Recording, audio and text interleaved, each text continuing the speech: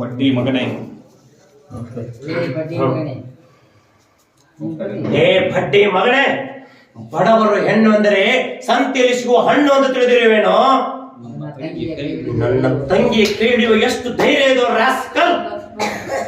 ಎಲ್ಲಿಗೆ ಓಡಿ ಹೋಗ್ತೀಯೋ? ಕೈ ಚೀಲ ಮಗನೇ ಹತ್ಕೊಂಡು ಹೋಗ್ತೀಯ ನನ್ನ ಹಾಕಿದ್ರೆ ಲೇ ಹೆಣ್ಣು ಬೇಕೇನೋ ಹೆಣ್ಣು?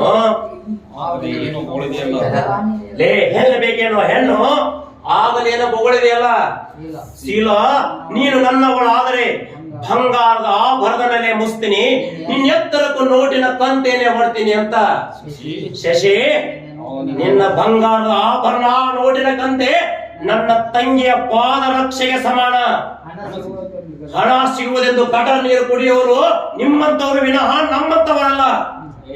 ಏ ನನ್ನ ತಂಗಿಯ ಕಾಲಿಗೆ ತಪ್ಪಾಯಿತು ಅಂತ ಕ್ಷಮೆ ಕೇಳು. ಹೋಗು. ಏ ಮಗನೇ, ಹಣ ಸಿಗುವುದಂತೆ ಹಲಕ ಕೆಲಸ ಮಾಡ್ತೀನಿ ಅಂತ ಅವ್ನು ಹೋಗುವಾಗ ನಾ ಹೋಗೋದೈತ್ರಿ ಅಲ್ಲಿ. ನಾ ಹೋದ್ಮೇಲೆ ಇವ್ರಿಗೆ ಹೇಳ್ತಾರ ಅವ್ರು. ಸುಮ್ಮನೆ ಖಾಲಿ ಬಿಡು ಅಂತಂದ್ಗಳೇನ ಆಕಿನ ಕಡೆ ಬಂದು ಹಿಂಗ್ ಮಾಡ್ತೀನಿ. ನಡಿ ಹೋಗು ಅಂತಂದು ಕಳಿಸ್ಬಿಟ್ರೆ ನಾವು ಹೋಗ್ತೀನಿ. ಆಮೇಲೆ ಇವ್ರಿಗೆ ಎಷ್ಟಕ್ಕೆ ಹೇಳುದು? ಲೇ ಹಲಕಾಣನ ಮಗನೇ, ಹಣ ಸಿಗುವುದೇನಂತ ಹೇಸಿ ಕೆಲಸ ಮಾಡ್ತೀಯನೋ? ಯಪ್ಪ ನೀವು ಬಡಿದ ಅಷ್ಟ ಅಲ್ರಿ, ಬರೇ ಕೈ ಹತ್ತಿ ನನ್ನ ಜೀವನ ಹೋದಾಗ ಆಕತ್ರಿ. ಅಪ್ಪ ಕೈ ಮುಗ್ತಿ ನಾನು ಬಿಟ್ಬಿಡ್ರಿ. ಕೈ ತಿಳ್ಬೇಡ್ರಿ ಅಪ್ಪ, ಕೈ ತಿಳ್ಬೇಡ್ರಿ. ಹೋಗ್ಬಿಡ್ತಾನ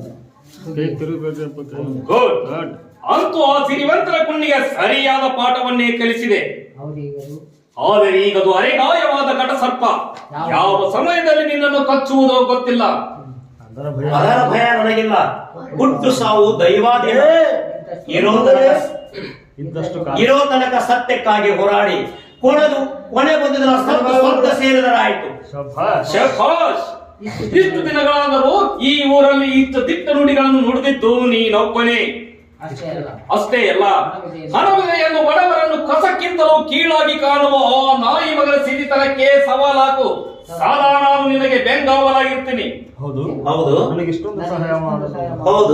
ನನಗಿಷ್ಟೊಂದು ಸಹಾಯ ಮಾಡುವ ನೀನಾರು?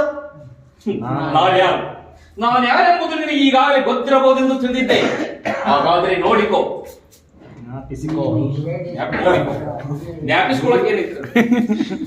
ನೀನು ಸಿಐಡಿ ಇನ್ಸ್ಪೆಕ್ಟರ್ ಮಗ ರವಿ ಅಲ್ಲವೇ? ಹೌದು. ಹಿಂದೊಮ್ಮೆ ಭೇಟಿಯಾದಾಗ ಹಿಂದೊಮ್ಮೆ ಭೇಟಿಯಾದಾಗ